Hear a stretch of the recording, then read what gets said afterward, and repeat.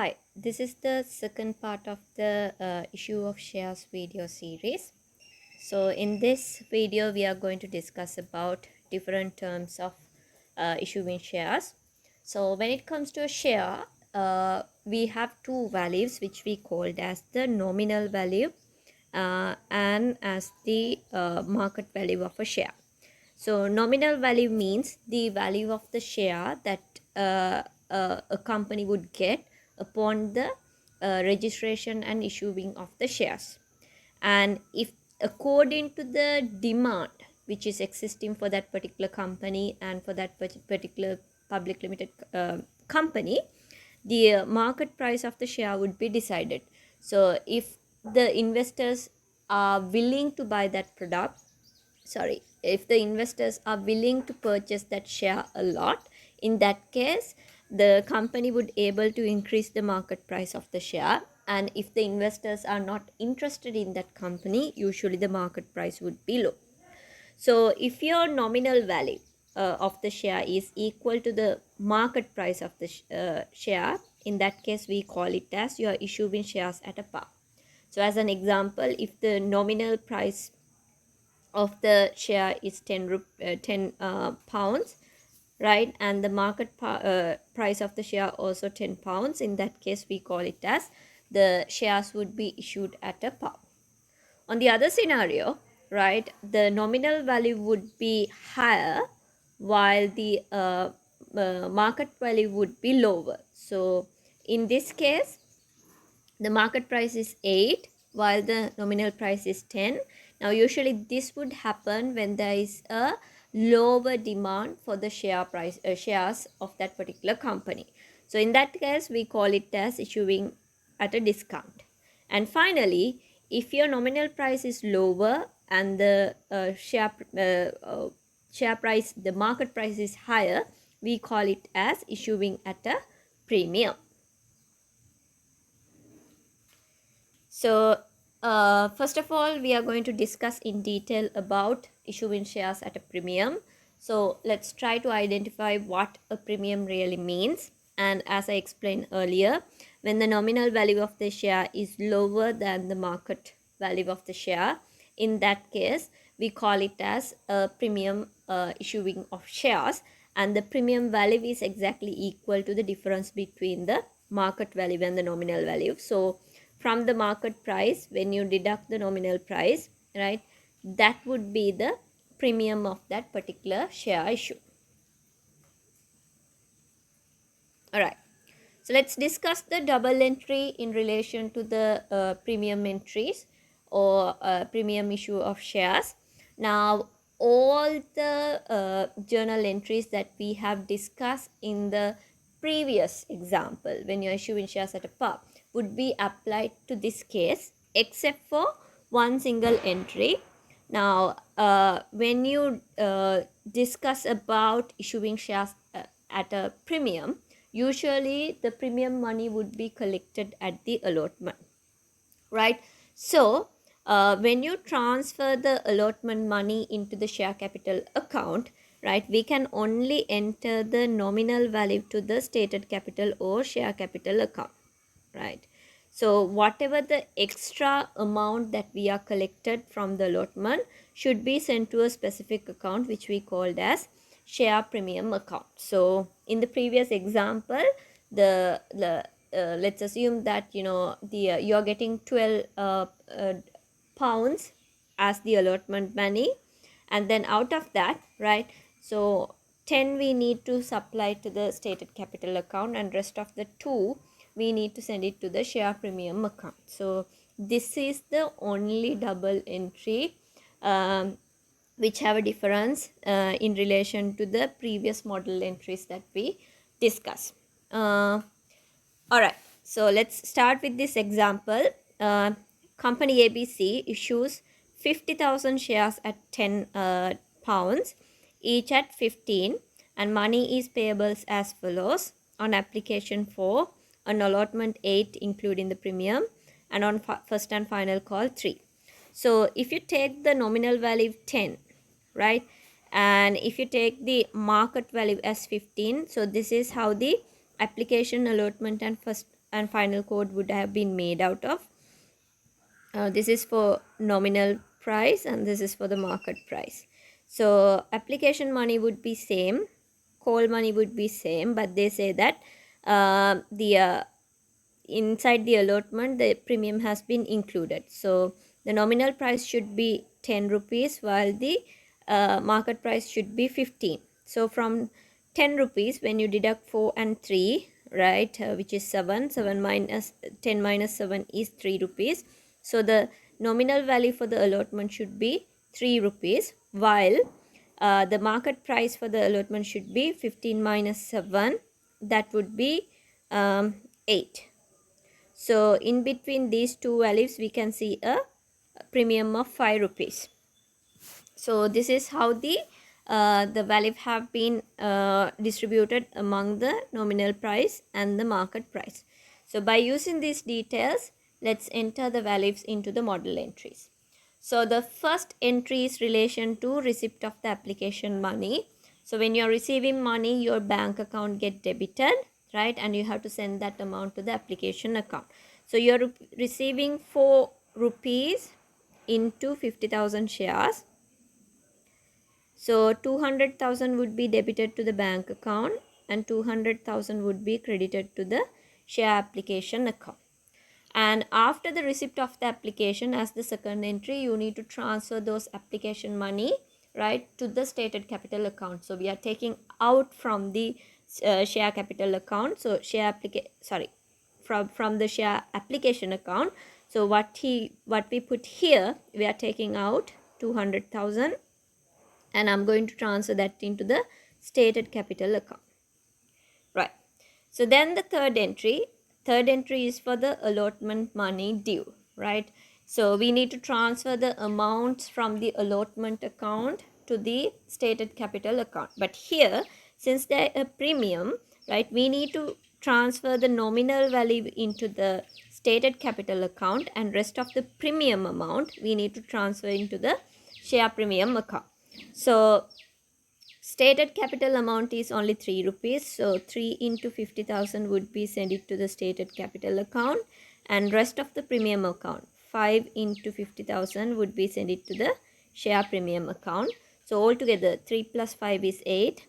8 into 50,000 is being removed from the allotment account in order to put to stated capital and share premium account. So here it is 400,000. Here it is 150,000 and here it is 250,000. So this is the only entry that differs when it comes to the previous entries that we discuss in video series part 1 discussion. Alright, upon the recording of the allotment money due, then we need to record the transaction for receipts of the allotment money. So basically you are receiving money into the bank account and then you have to transfer that to the share allotment account. So you are receiving 8 rupees into 50,000 shares, so which is 400,000 would be debited here to the bank account and credited to the share capital account, right. So with that the two entries relation to allotment would be done, and then we need to move to the first and the final call. So first and the final call is only 3 rupees. So first of all, the call money due. So you need to transfer the values in the call accounts to the stated capital. So I'm taking 3 into 50,000, which is 150,000, debit to the call account and credit to the stated capital account. And as the final entry, need to record the receipt of the call money. So I'm going to debit the bank account since I'm receiving money to the bank and credit the call account by 150,000. So these are the 6 entries relation to recording of issue of shares when you are issuing shares at a premium. Okay, with that let's move to the ledger account entries by using the same example. So I'm using the figures that I got in here, right, in order to enter into the ledger accounts. So the first entry is receiving money for application.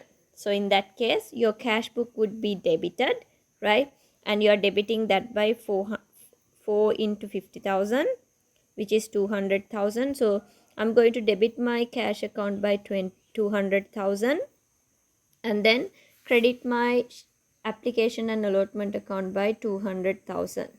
So this is my first entry from cash account or from bank account, right? And here application and allotment account. So this would be my very first entry to record the cash that I have received for the application. And once I receive the money for the application, I need to transfer this application money into the stated capital account. So I'm taking out from the application and allotment account, right, this 200,000, and I'm going to send it to the stated capital account. So stated capital would be credited by 200,000 by the application and allotment account as the second entry. So this is the very first entry that you need to make in relation to the first two entries that you need to make in relation to the share transfers, right? So let's move to the second one, right? Now in the allotment we know that only 3 rupees should be going to the stated capital and rest of the 5 rupees should go to the share premium account. So 3 into 50,000 and 5 into 50,000 is the total amount of money which should go to the stated capital and share premium account, and altogether that value should be adjusted to the application and allotment account. So I'm going to debit the application and allotment account by 8 into 50,000, right? So this would be going to stated capital account and share premium account. You can separately mention that as well, but in my case I'm going to mention it together. So the entire 400,000 would be debited here, and out of that 150,000, right, would go to the share capital account from application and allotment, and rest of the 250,000 would be adjusted to the share premium account, right, from application and allotment account, right? So this is the call allotment money due transaction. Then we need to make a transaction in order to receive money for the allotment. So when you receive money for the allotment as the fourth entry, application and allotment account would be credited while the cash account would be debited. So I'm going to debit the cash account by 400,000 and credit the allotment account also by 400,000 as bank, right? So with that, the two transactions in relation to the application and allotment account would be over, right? So then move to the first and the final call, which is 3 rupees. So 3 into 50,000 is 150,000. So first of all, I need to record the call money due. So the call account would be debited by 150,000 and stated capital account would be credited by 150,000. So this is my fifth entry, right? Stated capital here and here call account. And the final entry for receiving money for the call account. So, right, I need to debit my cash account by 150,000, right? And I have to transfer that account amount to the call account. So here crediting 150,000 to the call account from the bank. With that, all the 6 transactions are done, right? So we can balance the accounts. So as you can see, when we try to balance the application and allotment account, it would be fully completed because application and allotment account is a temporary account. So initially we used to whenever we receive the money, we have debited that account and credited this application and allotment account, and once you transfer the amount into the stated capital, nothing would left in the application and allotment account. Same would happen in relation to call account also. The account would be fully completed and closed down without a balance. But at the end of the day, right, when you try to balance the cash account, share premium and stated capital, right, so this is kind of like an asset to the business, while the share premium and capital, stated capital, can be considered as capital for that particular business. So as a resource, we have received 750,000 to the business, and that you can carry it down for the next period as 750,000, while those 750,000 was given to the business by the share premium account and stated capital accounts, right? So we can carry down you can balance these accounts and take the balance carried down at the end of the year. So here you get 500,000 and 500,000, and my balance carried down would be 500,000. So this is the way to enter the transactions into your ledger accounts when you issue the shares at a premium. And thank you.